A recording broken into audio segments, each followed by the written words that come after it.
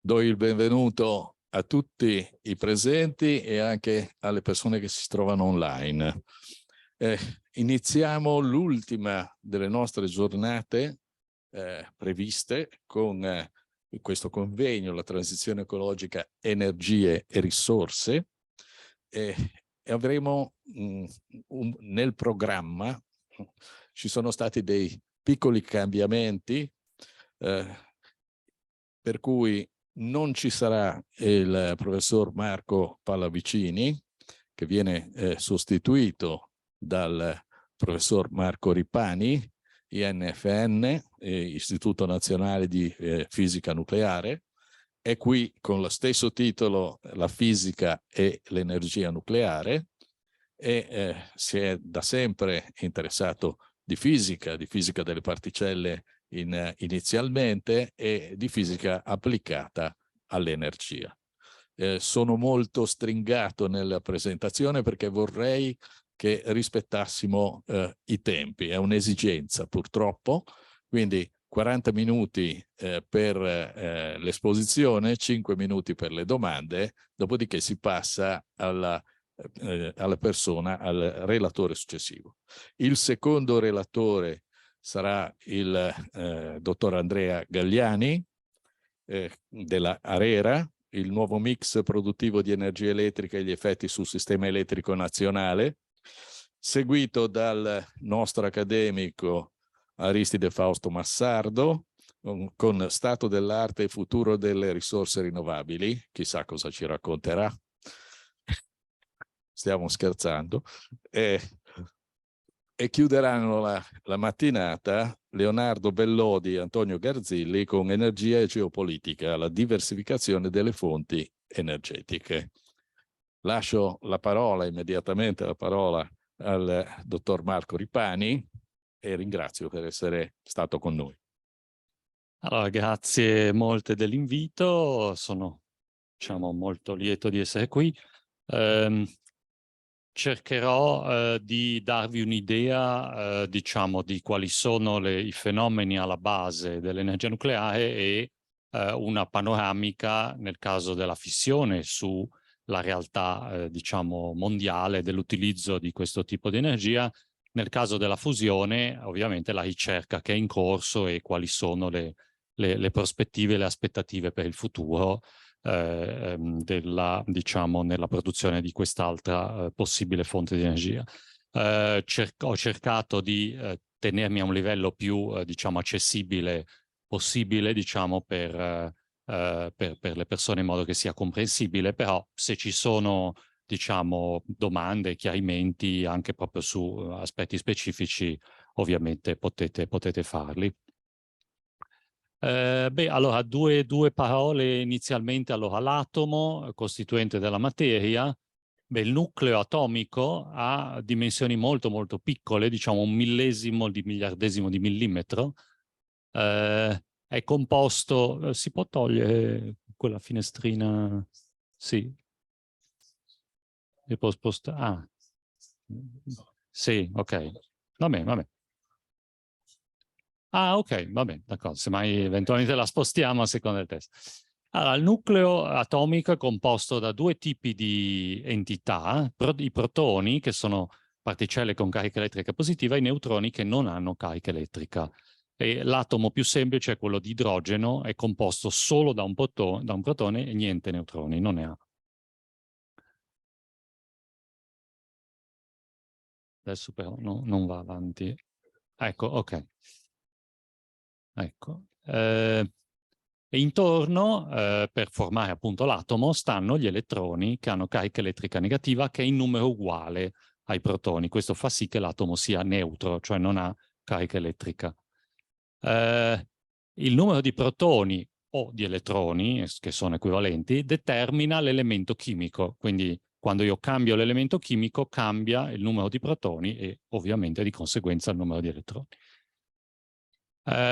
Questa figura ovviamente è una figura così illustrativa, non fa capire le proporzioni. In realtà il nucleo è 100.000 volte più piccolo delle dimensioni dell'atomo, quindi se dovessi fare la figura rispettando le dimensioni reali, il nucleo sarebbe un puntolino invisibile.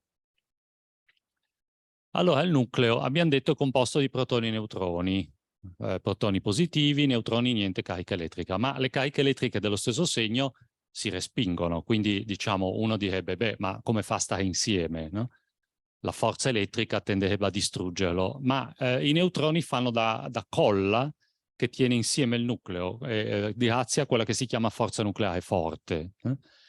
E però più il nucleo è grande, più aumenta questa repulsione elettrica e più c'è bisogno di aggiungere neutroni. Infatti, per esempio, l'ossigeno, che è un nucleo leggero, ha 8 protoni e 8 neutroni, esattamente numero uguale, mentre il piombo, per esempio, quello che è più abbondante in natura, adesso dico cosa vuol dire abbondante, ha 82 protoni ma 126 neutroni, molti di più, proprio per questo fatto che per stare insieme ha bisogno dell'effetto dei neutroni per vincere la forza elettrica che tenderebbe a distruggerlo. Ma esiste anche, per esempio, del piombo in natura che ha un numero diverso di neutroni, 124, per esempio 125. Questi si chiamano isotopi, cioè sono nuclei che sono atomi o sostanze che hanno, diciamo, la stessa natura chimica, quindi è lo stesso elemento, sempre piombo, ma cambia il numero di neutroni nel nucleo. Questi si chiamano isotopi. La radioattività, allora certi nuclei atomici sono instabili, cioè hanno una instabilità legata al tipo di forze che li compongono, che fa sì che tendano a rompersi, liberando energia. È un po' come se uno avesse, per esempio, un bicchiere sul bordo di un tavolo, in una situazione un po' in bilico, passa uno, lo sfiora magari inavvertitamente e il bicchiere cade e si rompe. Quindi c'è una situazione di instabilità che a un certo punto può portare a una forma, diciamo, di disintegrazione o di rottura o di trasformazione del nucleo. Per esempio, il decadimento alfa, se prendiamo l'uranio, isotopo 238 perché ci sono diversi isotopi, questo tipo di uranio ha una sua instabilità e tende a decadere sparando fuori un nucleo di elio, 2 protoni, 2 neutroni, quindi l'elemento chimico elio. Questo si chiama decadimento alfa. E decade in un altro elemento, quindi si trasforma, diventa un altro elemento che si chiama torio, cambia l'elemento chimico e viene emesso un nucleo di elio. Beh, esistono molte specie nucleari, quindi uno le cataloga con questi due numeri, numero di protoni o elettroni che determina la chimica, e il numero totale di nucleoni si chiama A, protoni più neutroni. E quindi ciascuna specie è identificata da questi due numerini. Ce ne sono circa 1700 combinazioni note, circa 300 sono stabili, cioè non si disintegrano, le rimanenti sono instabili, cioè sono radioattive. Alcune specie decadono in secondi, altre in milioni o anche miliardi di anni, quindi la vita di queste sostanze è molto variabile. Ai tipi principali di radioattività, alfa l'abbiamo detto, c'è poi quella beta, che vuol dire che un neutrone si trasforma in un protone e vengono emessi insieme un elettrone, che però viene dal nucleo, non è dall'atomo, o una particella che si chiama antineutrino, senza carica elettrica e di massa nulla. E poi c'è la radiazione gamma, l'emissione di un raggio gamma, che è un pacchetto di energia elettromagnetica. È, diciamo, la stessa energia elettromagnetica della luce visibile, delle microonde, dell'infrarosso, eccetera, ma semplicemente cambia l'energia o la lunghezza d'onda. Quindi chiamiamo gamma quel tipo di emissione elettromagnetica che ha un'energia piuttosto elevata e di origine nucleare. Molto spesso queste radiazioni sono collegate, cioè spesso un nucleo decade prima con radiazione alfa oppure beta e subito dopo emette un raggio gamma. Quindi c'è una correlazione. E le radiazioni fanno parte della nostra vita sulla Terra, ci circondano. Per esempio, qui vedete una torta che fa vedere le sorgenti di radiazione, diciamo, a cui siamo esposti, e vedete per esempio che la fetta più grossa è dovuta al gas radon. Il gas radon è un gas naturale che viene dalla catena di decadimenti dell'uranio che, siccome è un gas pesante, si trova soprattutto sottoterra. Quindi, diciamo, normalmente bisogna fare attenzione se uno deve spendere molte ore in ambienti sotterranei o anche in cantine, eccetera, perché questo gas radon tende ad accumularsi appunto nelle zone basse, diciamo. Questo, essendo un gas, può essere inalato e quindi, se è inalato, emette la sua radiazione all'interno del corpo umano. Questa è la principale fonte, e poi ci sono altre di altro tipo, per esempio raggi cosmici dal cielo, che sono anche, diciamo, radiazioni di energia molto alta che attraversano quindi anche il nostro corpo, dall'aria, da quello che mangiamo, cioè negli alimenti sono contenuti anche isotopi radioattivi. Per esempio il potassio, che è comune, per esempio le banane sono ricche di potassio, c'è un isotopo del potassio che è presente in maniera naturale, e quindi quando mangiamo introduciamo anche questo potassio radioattivo nel nostro corpo. E per esempio nel nostro corpo circa 4500 atomi di questo potassio 40 si disintegrano ogni secondo, quindi questa è radiazione che abbiamo dentro di noi, o poi dal suolo, dal cemento, eccetera, eccetera. E anche nell'acqua marina. Il potassio 40 che decade è presente anche nell'acqua marina. Ovviamente le radiazioni possono spezzare il DNA, perché hanno molta energia, quindi possono spezzare il DNA delle cellule e causare mutazioni, e si pensa che queste mutazioni però possono aver giocato un ruolo nell'evoluzione, cioè che mutazioni legate alle radiazioni possono aver dato origine, insieme ad altri tipi di mutazioni, alle varie specie. Allora, è possibile spaccare un nucleo? Beh, veniamo subito appunto alle cose che ci interessano di più per questo seminario che sto facendo. Quindi ci si chiede se è possibile spaccarlo un nucleo in due frammenti che poi, diciamo, si allontanano in qualche modo. Allora, alcuni nuclei possono spaccarsi da soli, ma molti non lo fanno perché sono appunto stabili, oppure lo fanno con difficoltà. E diciamo che uno può immaginare che bisogna applicare una certa forza, o detto in altro modo, per riuscire a spaccarlo bisogna fornire dell'energia in generale. Allora, questa energia in certi casi può essere fornita dalla cattura di un neutrone. Siccome protoni e neutroni sono legati da una forza, succede che in molti casi, quando un neutrone si avvicina a un nucleo, può come cadere dentro, come se fosse una buca, e cadendo dentro libera energia. Allora, questa energia può essere sufficiente a spezzare il nucleo, e questo è quello che avviene nella fissione nucleare. Per esempio, nel nucleo uranio 235 arriva un neutrone, questo si spacca in due, ma mentre si spacca vengono emessi altri neutroni. Allora, per esempio, due di questi neutroni possono incontrare altri due nuclei di uranio e spaccare anche quelli. E quindi ho altre due fissioni. E quindi in questo modo ho creato una reazione di fissione a catena. La reazione di fissione a catena succede perché ci sono questi neutroni in più che vengono emessi al momento della fissione. In natura, in miniera, l'uranio che si trova è composto da meno dell'1% di questo uranio 235, il resto è l'altro isotopo, che è 238, che ha 3 neutroni in più. Ma l'uranio 235 è particolare perché diciamo, è più facile da spaccare. Si spacca anche se assorbe un neutrone praticamente fermo. Mentre l'uranio 238 non lo fa, si spacca solo se arriva un neutrone molto veloce, cioè dotato di energia. E quindi la reazione è più difficoltosa. È per questo che il 235 lo chiamiamo fissile, che vuol dire che si spacca facilmente, mentre il 238 no.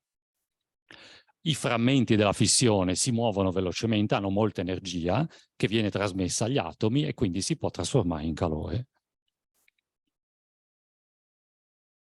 C'è un altro fenomeno che avviene insieme quando arriva un neutrone, si chiama cattura radiativa, quindi può succedere anche che arriva un neutrone e il nucleo, invece di spaccarsi, emette un raggio gamma molto rapidamente. Allora, se succede questo, di solito il nucleo che si crea dopo aver catturato il neutrone è instabile, è radioattivo, e quindi si può avere radiazione beta, quella che vedevamo prima, in cui vengono emessi un elettrone e un antineutrino, o radiazione alfa. Allora, parliamo subito di energia, facciamo un confronto tra combustibili. Per esempio, possiamo guardare la seconda colonna che dice l'energia specifica, cioè quanti megajoule, che è un'unità di misura dell'energia, quanti megajoule ci sono per chilogrammo di una sostanza. Allora, vediamo subito che, per esempio, nel deuterio trizio, se facciamo la fusione nucleare di cui parlerò tra un momento, abbiamo questo numero che sono 340 milioni di megajoule per chilogrammo.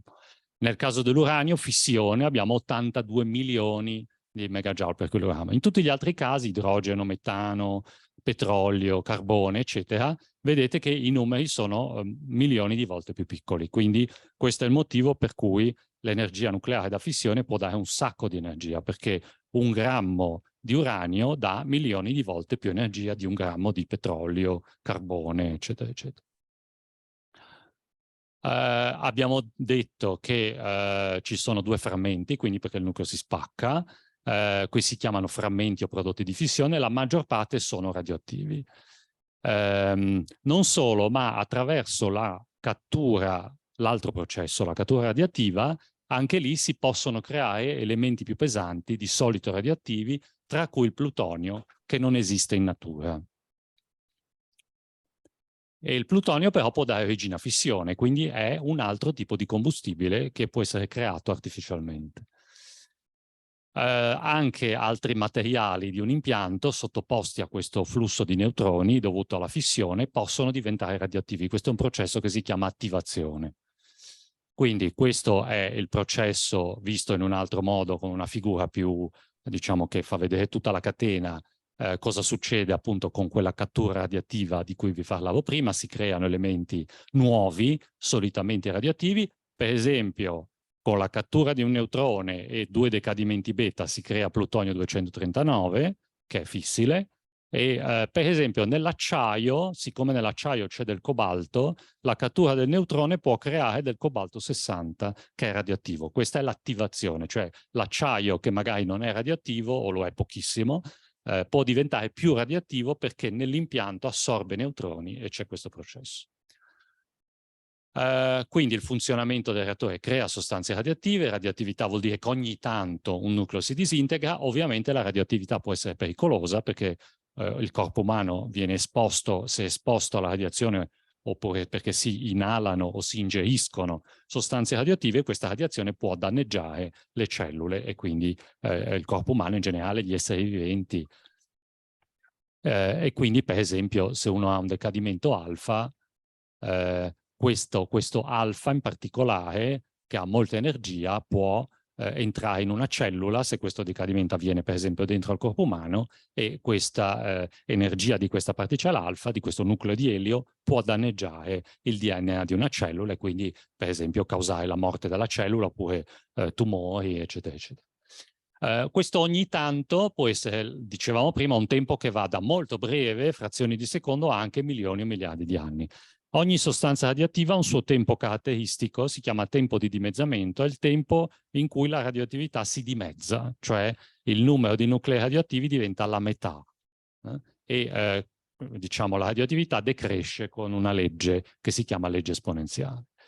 Quindi nei reattori nucleari uno parte da questo mix che contiene questi due isotopi dell'uranio evidenziati in violetto, uranio 235 e 238. L'uranio 235 è quello che fa principalmente la fissione, crea questi prodotti di fissione, invece l'uranio 238 più che altro cattura i neutroni e dalla sua catena successiva si creano appunto quelli che si chiamano transuranici, cioè elementi oltre l'uranio, tra cui il plutonio. E poi dopo il plutonio, americio, curio, eccetera, eccetera. E dicevamo, tra il plutonio, per esempio il 239 è fissile, quindi ho creato anche un nuovo combustibile. Molti transuranici purtroppo hanno tempi di dimezzamento molto lunghi, per esempio il plutonio 239 si dimezza in 24.000 anni, quindi chiaramente sono sostanze radioattive che durano tanto tempo. La radioattività dura tanto tempo.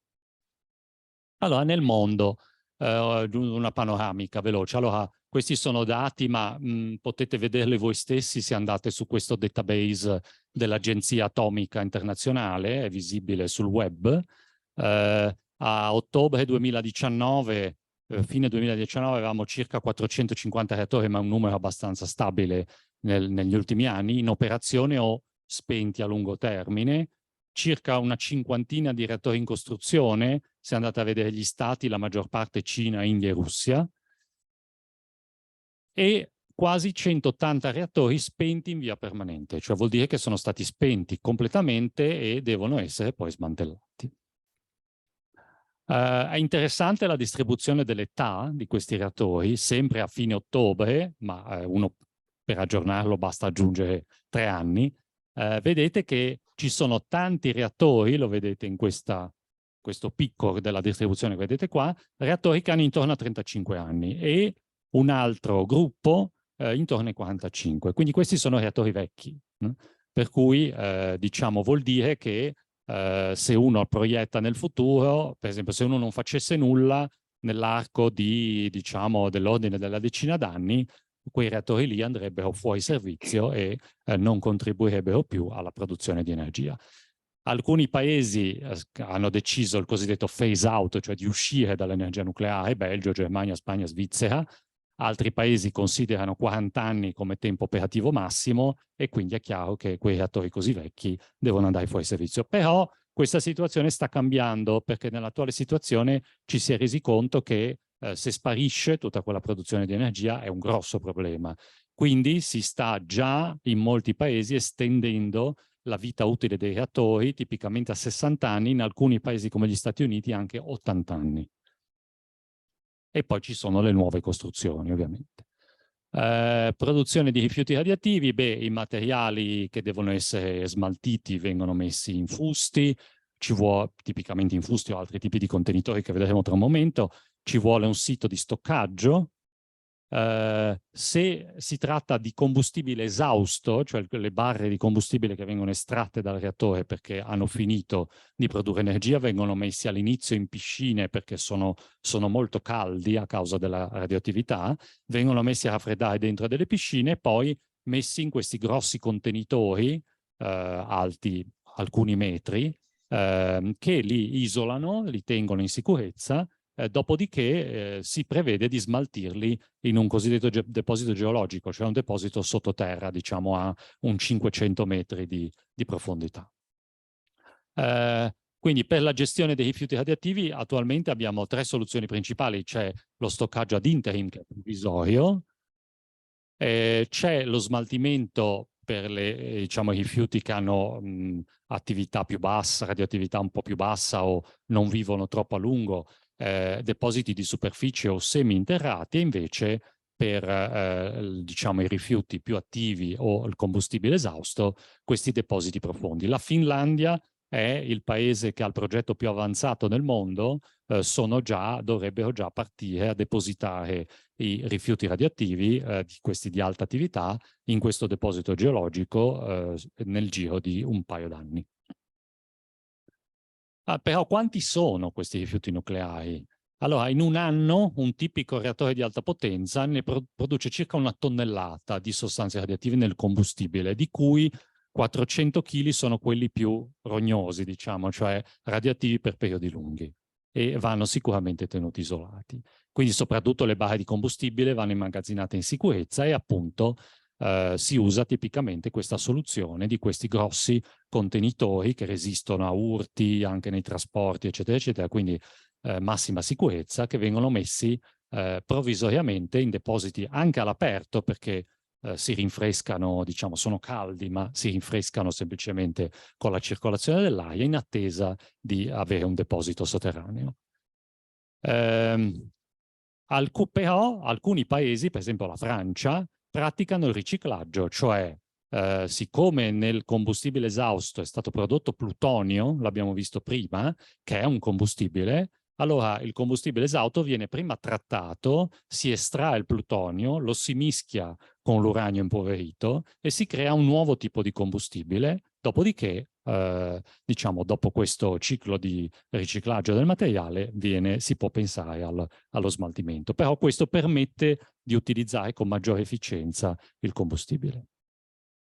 Le risorse, per quanto durerà l'uranio? Allora, questa è una stima dell'Agenzia Nucleare Internazionale delle riserve mondiali sottoterra. Sono quasi 5 milioni di tonnellate di uranio.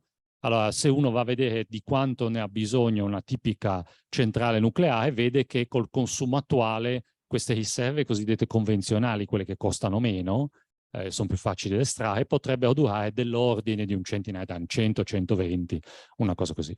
Se si passasse a risorse un po' più difficili da estrarre come l'uranio dai fosfati o l'estrazione dall'acqua di mare, sarebbero più costose, ma questo permetterebbe di estendere la durata delle risorse. Ma soprattutto se si cambiasse tecnologia, passando ai cosiddetti reattori veloci o l'utilizzo del torio, che è un altro elemento che può fabbricare del combustibile, si potrebbe arrivare ad avere risorse per diverse centinaia o anche qualche migliaio di anni.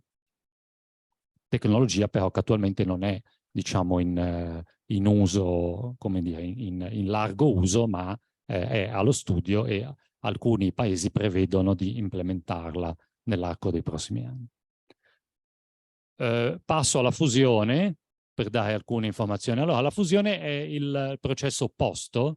Pensiamo, per esempio, il processo tipico è che uno prende due isotopi dell'idrogeno, che sono il deuterio, che ha un protone e un neutrone, oppure il trizio, che ha un protone e due neutroni, ma sono tutti e due elemento chimico idrogeno. Questi, se diciamo sbattono uno contro l'altro, possono fondere e dare origine a un nucleo di elio e con l'emissione di un neutrone.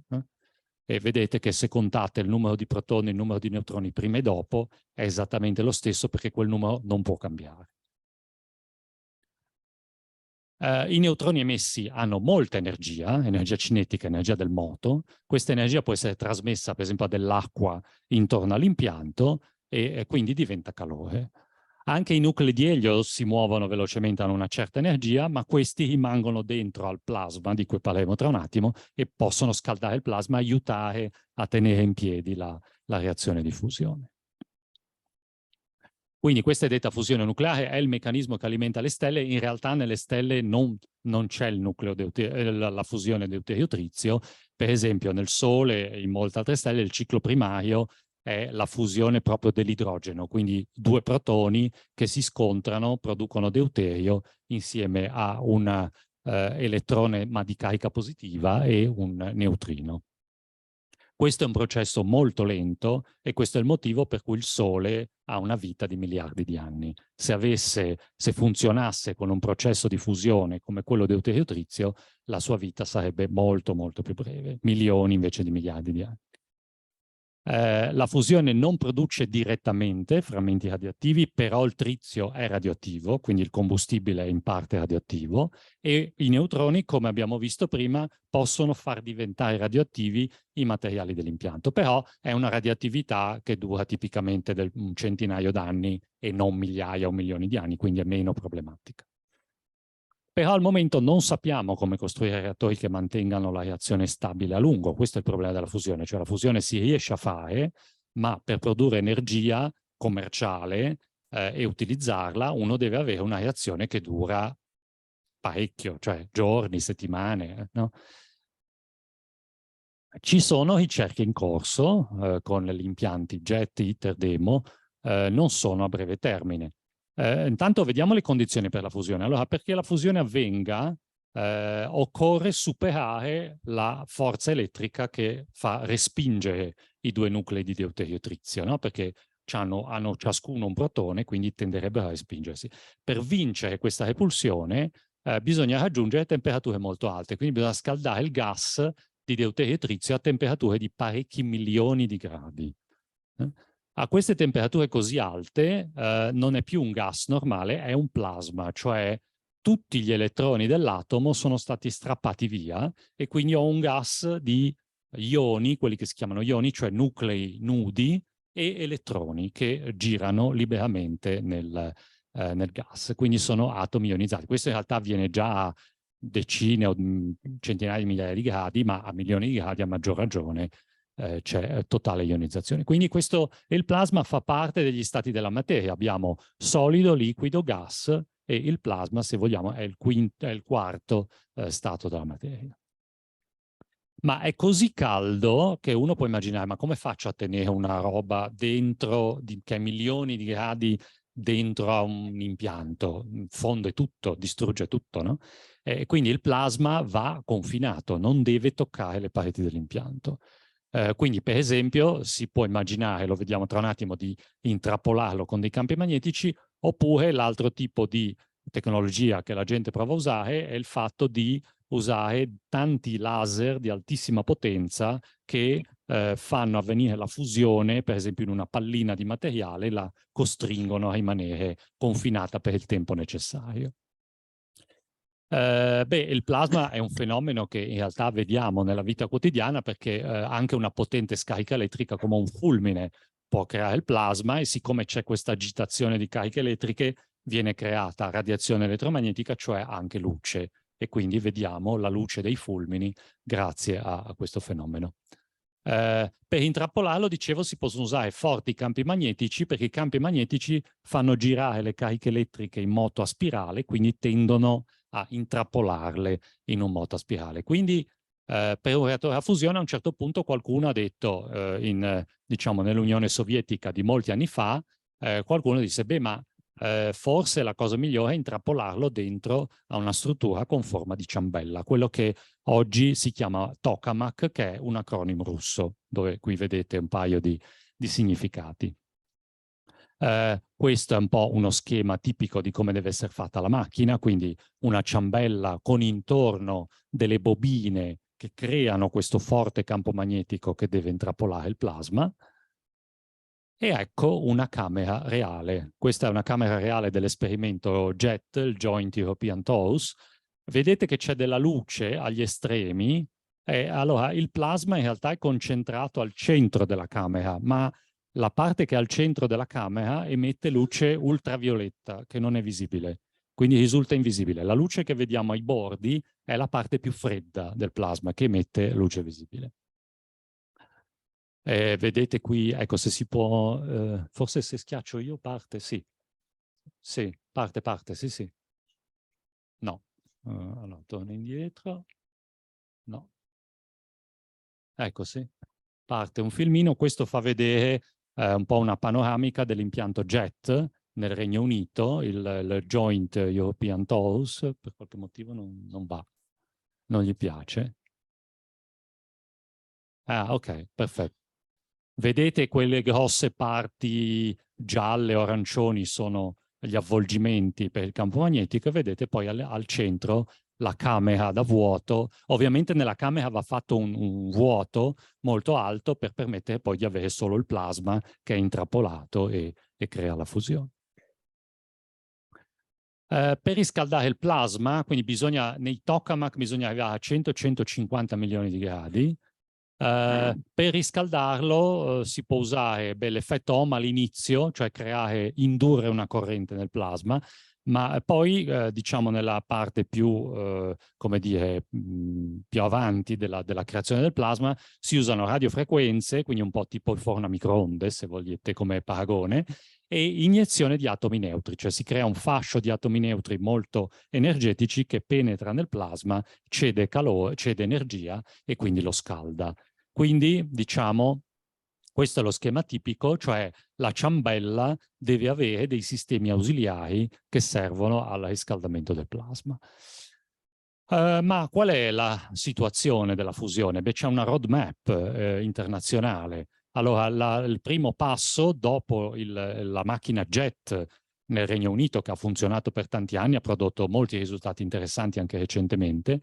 Il prossimo passo è ITER. ITER è un esperimento dove si vorrebbe creare una fusione che dura parecchi minuti e una fusione che genera, in prospettiva, 10 volte più energia di quella che uno butta dentro, perché potete immaginare, se devo usare questi sistemi di riscaldamento consumano energia, quindi l'energia che io riesco a ottenere dalla fusione deve essere più grande di quella che consumo. Ecco, JET ha l'obiettivo di creare un'energia da fusione, non produrrà elettricità, non ha obiettivo di produrre elettricità, ma può dimostrare che si riesce a creare energia da fusione che è 10 volte l'energia che io metto dentro per scaldarlo. Il passo successivo sarà invece la macchina demo, che si sta iniziando a progettare adesso. Demo invece è un demonstrator, e dovrebbe dimostrare che si può effettivamente estrarre elettricità dalla fusione. Quindi sarà il primo prototipo, diciamo, di impianto, come dire, commerciale, in un certo senso. La scaletta attuale prevede, allora ITER è una grossa collaborazione internazionale, c'è l'Unione Europea, Cina, Russia, Stati Uniti, Corea, Giappone, India, con le loro cosiddette domestic agencies. Diciamo, l'organizzazione prevede di avere il primo plasma nella macchina a fine 2025, forse 2026, ma non ci sarà ancora deuterio-trizio, sarà idrogeno o deuterio solo. La fusione deuterio-trizio è prevista per il 2035. E per demo, quindi l'obiettivo sarebbe dimostrare che si può fare elettricità dalla fusione entro il 2050, e quindi la costruzione deve iniziare al più tardi, all'inizio degli anni 30. Quindi si parla, con questa roadmap si prevede o si spera di avere fusione commerciale nella seconda metà del secolo. Questo è l'impianto, il sito di Cadarache in Francia, dove si sta costruendo l'impianto ITER. La parte che vedete centrale del grosso edificio è dove appunto verrebbe installata la macchina. I lavori stanno andando avanti molto, diciamo, a sprombattuto, perché la costruzione, diciamo, è complessa, e tra l'altro si tratta di grossi componenti molto pesanti che devono essere installati con precisioni anche millimetriche. Questa è una foto di maggio-giugno, che è proprio molto recente. Vedete qui l'installazione del primo settore di quella camera da vuoto che vedevate prima, dentro al criostato, che è l'oggetto che deve poi mantenere, perché i magneti sono magneti superconduttori, funzionano con elio a 4 Kelvin, dove diciamo i conduttori elettrici conducono l'elettricità senza resistenza elettrica, quindi ci vuole un impianto per mantenere le basse temperature e far funzionare queste bobine superconduttive. Ma ITER è un progetto molto interessante anche dal punto di vista dell'industria italiana. Ci sono un sacco di contributi che vedete qui dell'industria italiana, di molti componenti, a partire anche dalla nostra SG Superconductors qui, che ha sede a Genova, che lavora appunto sulla superconduttività, ansaldo nucleare e così via, con appunto tutti questi componenti che sono fondamentali. Parliamo dell'ordine se non sbaglio, di 1,5 miliardi di commesse che ha avuto l'industria italiana negli ultimi anni. Ma c'è anche un altro progetto molto interessante italiano, che è il Divertor Tokamak Test, che si sta iniziando a costruire a Frascati. È di nuovo una macchina di concezione vagamente simile, è sempre una ciambella, eccetera, ma l'obiettivo di questa macchina è studiare il divertore. Il divertore è un po' il tubo di scappamento della fusione, cioè deve assorbire i componenti caldi e le impurità che sfuggono da questo intrappolamento, e vedete, questi sono quelle due componenti a forma di parentesi graffa che vedete in basso, e la sfida è che devono assorbire quantità di calori veramente importanti. Parliamo di decine di megawatt a metro quadro di calore. Quindi per esempio si pensa a piastrelle di tungsteno riscaldate da una circolazione d'acqua sottostante, eccetera, eccetera. Però, diciamo, per la macchina demo è necessario studiare un po' diverse soluzioni, e quindi la macchina di TT è proprio dedicata principalmente a studiare alcune soluzioni per il divertore. Ma c'è anche la sfida dei materiali. Siccome la macchina fusione produce tutti questi neutroni, che sono quelli che producono il calore che poi deve andare in turbina e produrre elettricità, ma possono anche danneggiare i materiali, perché non c'è solo il fenomeno dell'attivazione che dicevo prima, cioè che i materiali diventano un po' radioattivi, ma i neutroni, che sono così energetici, possono anche spostare gli atomi all'interno, per esempio, dei metalli e quindi creare un infragilimento dei metalli. Questo è un danno da radiazione e quindi è necessario studiare quali sono i materiali migliori che possono resistere a questo bombardamento di neutroni. Per questo c'è il progetto IFMIF, cioè l'idea di costruire un potente acceleratore di particelle, di nuclei, con un bersaglio, per cui l'acceleratore accelera dei nuclei, i nuclei vanno a sbattere su un bersaglio, creano neutroni, diciamo, con caratteristiche simili a quelle della fusione, e con questo impianto io posso mettere dei campioni di materiale e studiare il loro comportamento, fare poi tutti i test meccanici di resistenza, eccetera. E quindi è un acceleratore molto potente di ioni deuterio, potenza di fascio 5 megawatt, che vi assicuro è una cosa notevole, e i deutoni sono nuclei di deuterio accelerati che colpiscono un bersaglio di litio liquido e producono appunto una quantità di neutroni con caratteristiche simili a quelle della fusione. Beh, conclusioni. Allora, intanto la radioattività è un fenomeno naturale, i materiali radioattivi ci circondano da sempre e l'energia nucleare sicuramente sarà ancora una delle fonti di cosiddetto base load, cioè l'energia che è disponibile sempre, giorno e notte, che può essere, diciamo, fornita secondo le esigenze, a basse emissioni, in molti paesi, compresi alcuni nuovi, come per esempio gli Emirati Arabi, che hanno installato di recente un reattore e è un paese che non aveva prima l'energia nucleare, quindi per parecchi anni sarà ancora così. Si stanno studiando anche reattori di piccola taglia che potrebbero facilitare un po' anche, diciamo, l'investimento iniziale, anche altre caratteristiche. Gli impianti a fusione, beh, qui no, è perso un pezzo, eccolo qua. Allora, ci sono soluzioni per la gestione dei rifiuti nucleari in sicurezza e lo smaltimento dei rifiuti nucleari non è importante solo per l'energia nucleare, ma anche per tutti quelli materiali radioattivi che vengono usati in altri settori, per esempio rifiuti di origine medica, industriale, eccetera, che ci sono anche in paesi come il nostro che non hanno l'energia nucleare. Quindi anche lo smaltimento di quei rifiuti, diciamo, può beneficiare di queste soluzioni che ci sono già, e tra l'altro i depositi, per esempio, di superficie esistono già in parecchi paesi, Spagna, Francia e così via, e vengono gestiti in sicurezza. Gli impianti a fusione sono al centro di un programma di ricerca molto intenso e si spera o si prevede che possano diventare una nuova fonte di energia nella seconda metà del secolo. Ma il programma è interessante, che il programma di ricerca sulla fusione ha necessità di sviluppare molte tecnologie di punta con anche importanti ricadute industriali. Grazie.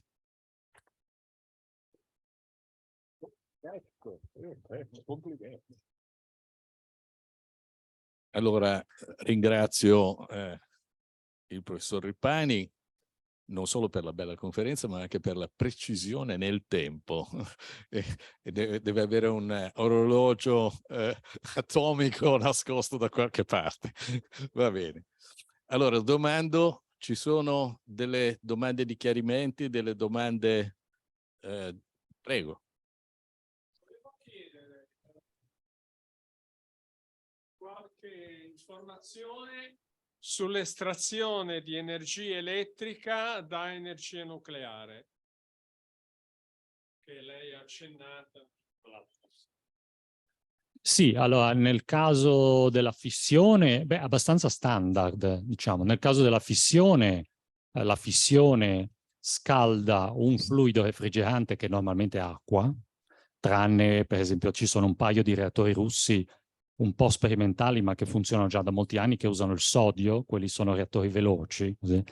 Quindi immaginiamo c'è dell'acqua che circola, che è il refrigerante, quindi che porta via il calore della fissione, lo trasporta a uno scambiatore di calore, dove nello scambiatore c'è un circuito che crea vapore e il vapore va in turbina e fa muovere la turbina e si crea elettricità. Questi sono i reattori in pressione, che hanno hanno un circuito primario e un circuito secondario.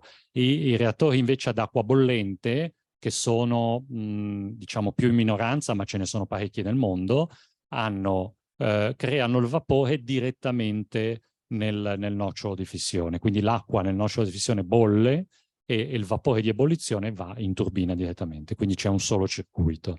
Nel caso della fusione, quei neutroni emessi dalla fusione vanno sulla cosiddetta prima parete, la attraversano e dietro ci deve essere un circuito, anche quello refrigerante, basato su acqua, dove i neutroni trasferiscono la loro energia scaldando l'acqua, e l'acqua poi va al generatore di vapore, eccetera.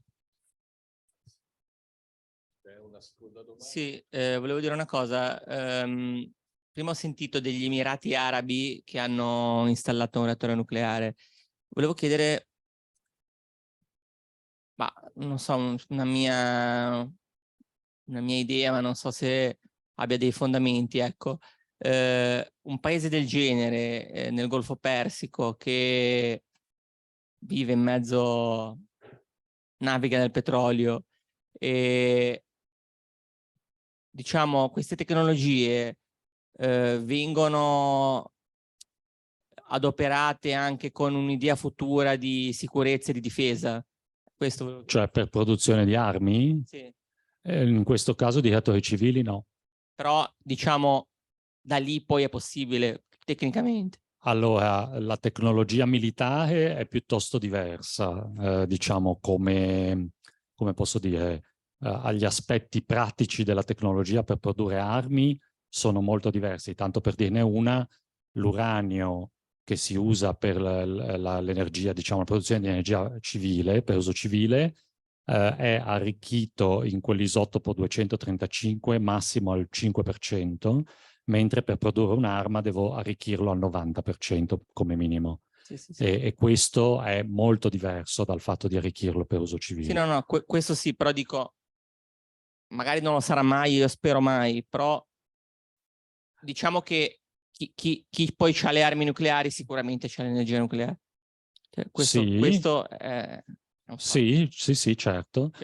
Diciamo c'è un sistema a parte diciamo la tecnologia che diciamo il fatto di avere la tecnologia civile non significa avere la tecnologia militare, perché sono due cose diverse. E poi c'è un sistema in piedi di controlli internazionali fatto dall'Agenzia Atomica Internazionale, per cui vengono fatte anche delle ispezioni per verificare che le cose che uno sta facendo siano effettivamente parte di un programma di energia nucleare civile. Ovviamente un paese come la Corea del Nord non fa parte dell'Agenzia Atomica Internazionale, non si sottopone a questo tipo di controlli e quindi lì diciamo quello che fa non è controllabile. Però altri paesi invece sono, anzi addirittura perché gli Emirati Arabi Uniti sono un paese che è stato aiutato dall'Agenzia Atomica Internazionale a mettere in piedi tutto il sistema di agenzia di sicurezza e così via che è necessario per partire con un programma di nucleare civile. E quindi è chiaro che è un do ut des, no? Nel senso io ti aiuto a metterla in piedi, però tu accetti che io poi ti faccia tutti i controlli per vedere che non stai mettendo in piedi altre cose. Così.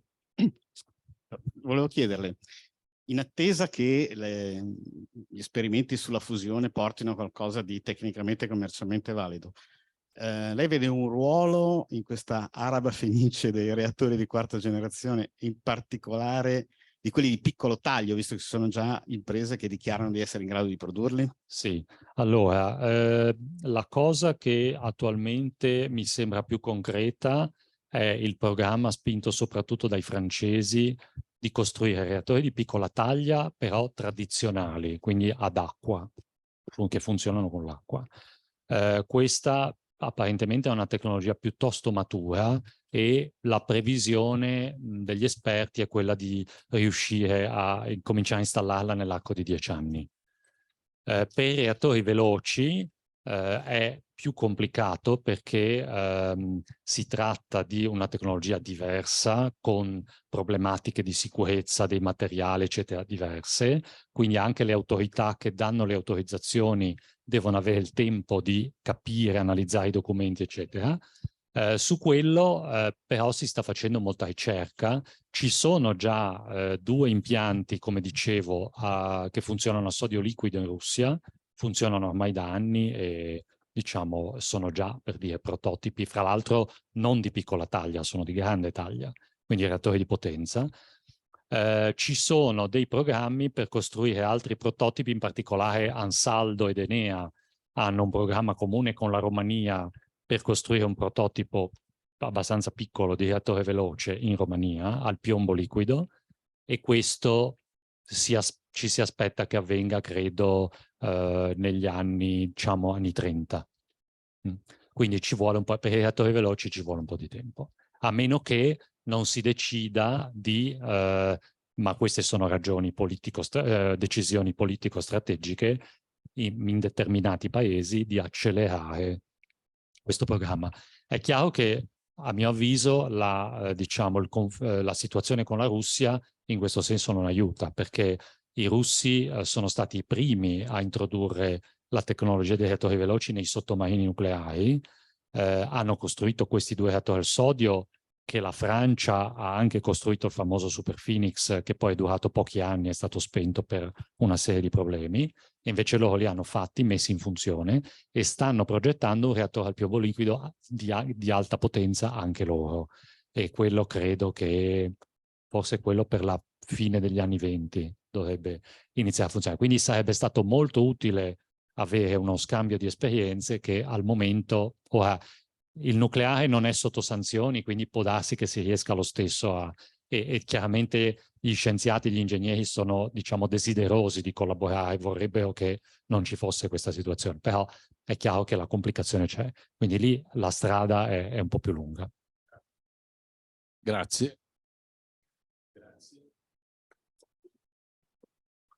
Grazie ancora, grazie per la bella conferenza e per tutte le risposte.